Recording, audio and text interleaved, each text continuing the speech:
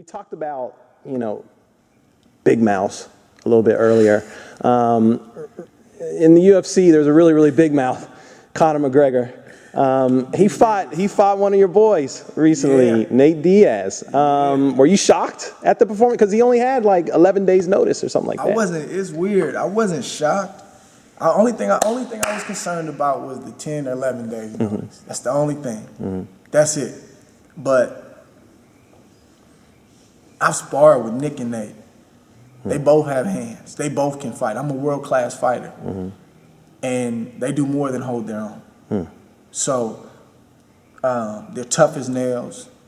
And Nate said it going into the fight. He's like, look, man, he might get me, I might get him. But we're going to get it in.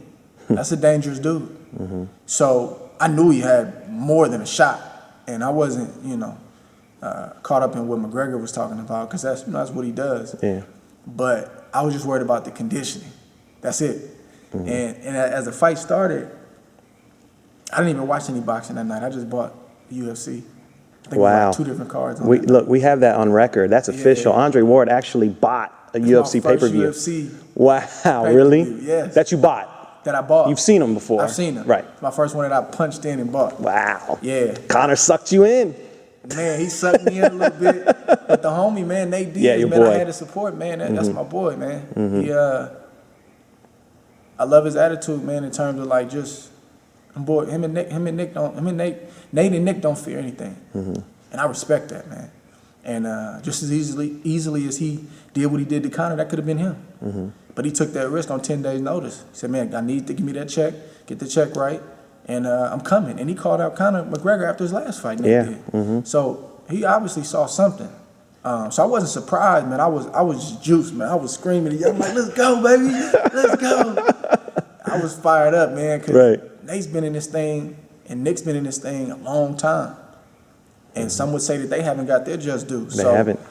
Conor McGregor was the guy on so many different levels. And for him to come in as the bad boy like that and shock the world, I loved it. I loved it. And I'm excited for both of them, man, in terms of what's next in their career. How did that even get hooked up the first time where you're sparring an MMA fighter? Like what was your first thought when? I mean, I didn't even really know how big either one of those guys were, to be honest with you.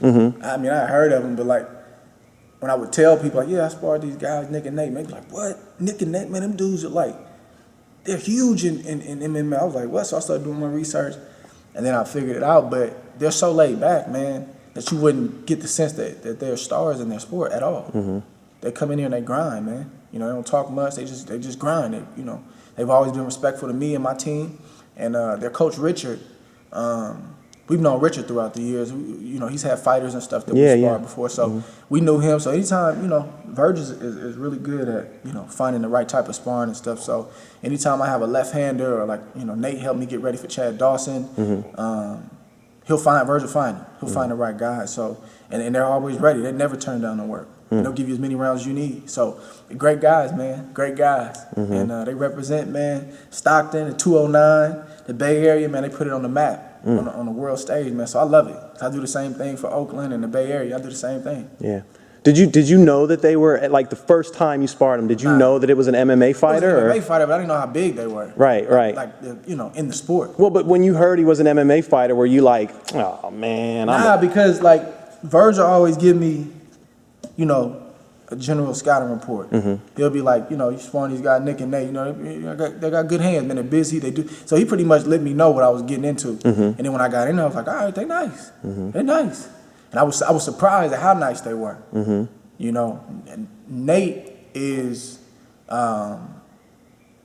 he throws a lot more punches than Nick. And Nate throws from all different angles, man. Yeah. Like you said, the Stockton slap, man, he'll slap you to death. And I don't mean that like in a bad way, like, he put enough of them on you that, 5 or 6 of those shots to feel like a big shot. And Nick throws a lot too, but his shots are a little bit heavier. So both southpaws, they keep coming. Boys will give you as many rounds as you need. I mean, they both do triathlons. They're always in great shape.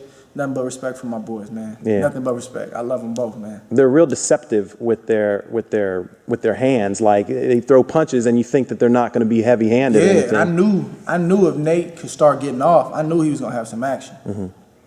He just didn't get a chance to get off in that first round. But like you said, I started slow. I'm not trying to come out too fast. I got 10 days notice, but I knew if he could start getting something through, which he did. He just just a little short straight left on the chin, boom. And once he got that reaction out of McGregor, he went to work.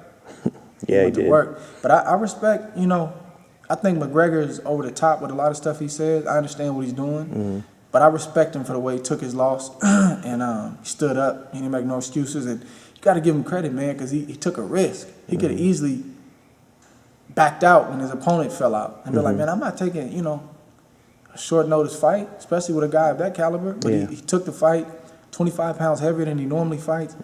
And he took a chance, man. You can never knock a guy for taking a chance. Right.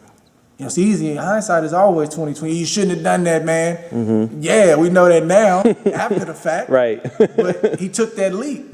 How many guys would have took that? Not many.